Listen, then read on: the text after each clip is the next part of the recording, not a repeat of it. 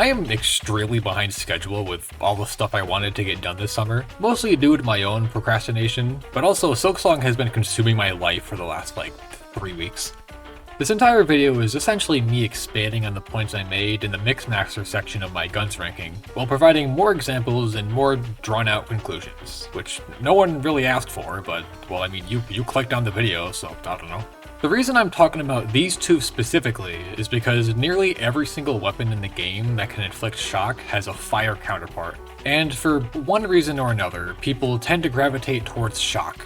This video serves as an in-depth explanation about not only how both statuses work, but also how effective the weapons in question are when it comes to inflicting them. All in an attempt to set the record straight about which one you should be using and why shock sucks. To start, I'm going to briefly explain the properties of both effects and how they typically function.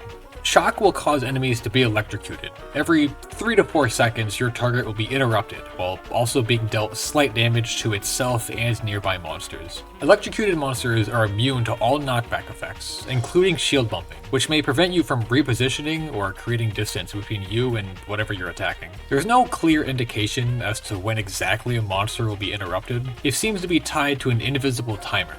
A timer that varies depending on the monster's innate shock resistance, which is to say it's a little inconsistent. And with enemies being electrocuted randomly, they begin moving away from each other at different rates, making it harder to take advantage of this. And on top of that, we're only talking about a measly 24 damage. 24 damage against monsters weak to elemental damage. It's actually less against everything else. On the flip side, fire will deal a pretty substantial amount of damage over time at a constant rate. Isn't affected by your overall damage bonus, nor is it hindered by poison or defense boosts, and with damage that can scale far into the triple digits. The drawbacks being, well, the only thing fire really has against it is that the King of Ashes, arguably the most important mission in the game, is entirely fire themed, and likewise, the monsters there aren't affected by it. Don't worry, I'll talk about Oilers later. Buckle up. Of the shock weapons, we have 3 handguns, 3 bombs, and a sword. All 3 of the handguns have a relatively low chance to apply shock per attack, rendering them ineffective when it comes to inflicting it. This is especially true for the kitchen appliance. 2 of the 3 handguns also don't deal knockback, which completely negates the whole knockback prevention aspect of shock, which isn't necessarily a bad thing, it's just that these weapons don't take advantage of it. And when it doesn't take advantage of it, it'll often work against you. For the most part, shock is a hindrance for all but 2 weapons in the game. 2, okay, technically 3. I don't even want to count Voltaic Tempest because the existence of haze bombs is to inflict status effects. It's the sole purpose of the weapon type. 1 is Electron Vortex, which I've already explained. A knockback prohibiting status effect single-handedly makes it the best Vortex bomb.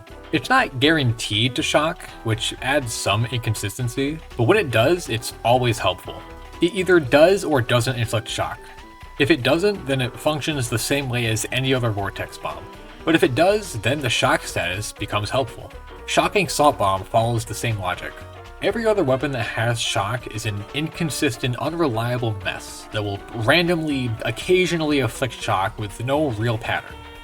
Except for Voltage. I'll talk about Voltage in just a moment.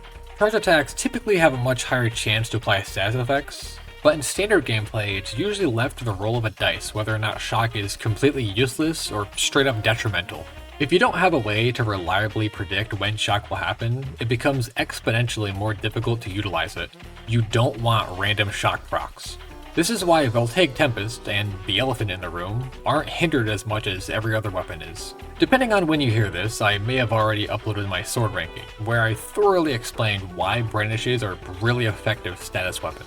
And I didn't actually write anything about Voltage, mainly because there wasn't anything new to mention. Any talking points I had would have been me reiterating what was already said for Glacius and Obsidian Edge, which essentially boils down to, Brandishes are fast, consistent, deal a lot of damage, and inflict strong status effects. For years now, Voltage has been renowned as the inferior Brandish for FSC, solely due to the shock status lowering your DPS by preventing slags from being hit by the entire charge attack. It's honestly amusing to me that this was even a debate at some point. Some players genuinely believed that the extra 28 damage every, 2 seconds was worth the trade-off. Now let's talk about the other elephant in the room. the whale, as you might call it, because you practically have to become one in order to get your hands on it. Here are some facts about Celestial Orbigun and Overcharged Mixmaster. Both weapons perform identically to each other 99% of the time.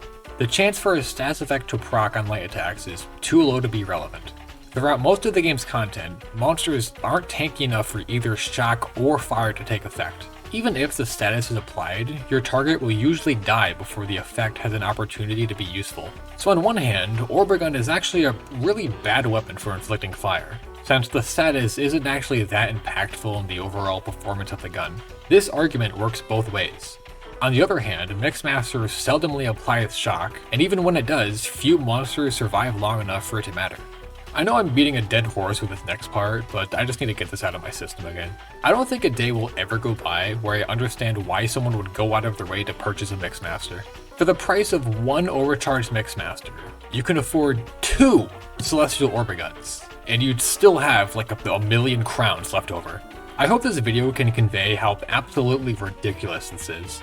The price gap for an overall worse stats effect is staggering. After checking price logs in Cosmo's backpack, you're able to buy GM Orbiguns and GM Light Orbiguns for less than a clean mixer, which is like, what? Excuse me? You're able to buy basically like the best UVs you can get on an Orbigun for the same price of a clean mixer with nothing on it. Not to mention ASI High, which is really the only UV you should be worrying about to begin with, the CTR doesn't matter too much, is significantly cheaper than both. Another topic I need to address is how these effects apply to Oilers and Quicksilvers, enemies that are buffed by fire and shock respectively. Quicksilvers are widely regarded as the worst of both evils. I'm here to explain why. When ignited, Oilers receive an increase in elemental defense, as well as gaining the ability to spread fire to other Oilers and oil puddles. When against a group, a single source of fire can cause a chain reaction that results in half the room being engulfed in flames. So needless to say, you should try to prevent this from happening. Oilers are also prone to reigniting each other. These lingering oil puddles can very easily apply fire to players and monsters, and are overall just really buggy in general. Oilers and Toxoils can often be buffed by fire that isn't even there.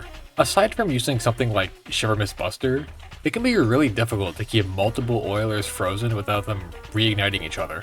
Outside of procedural generation, Oilers are always paired with a source of fire. Either it being a Gremlin Scorcher, Fire Traps, Red Rovers, you name it. They're basically guaranteed to be buffed. By using a fire weapon, you're igniting Oilers that are bound to be lit on fire anyways. Quicksilvers are one of, if not the most dangerous monster in the game. When electrocuted, they're completely immune to all damage, cannot be inflicted with other stats effects, move around at wild speeds, deal a ton of damage, and can inflict shock, leaving you vulnerable to consecutive attacks. And to top it all off, Quicksilvers don't even need to be inflicted with shock in order to enter this state. They're able to do this attack whenever they feel like it. These two arguments aren't the same. With Oilers, it's an inconvenience at most. By lighting one on fire, you're just speeding up the inevitable. With Quicksilvers, you're deliberately making the situation worse than it would have been if you hadn't brought a shock weapon. Funnily enough, this argument is flawed in the same way that it is with weapons. Not only is the fire side of the argument misunderstood, but even if it wasn't, the shock side is still the vastly inferior option. Aside from slimes, every single situation in the game where you're against shock or fire themed monsters, you should always be defaulting to fire weapons. At its worst, fire is doing absolutely nothing, granting consistent, reliable knockback on your weapons, and in turn, not interfering with your positioning in any way. Meanwhile, random shock procs will actively screw you over at every chance possible. As I've stated before, shock can be a good stats effect, but more often than not, it's either unhelpful or a straight up detriment.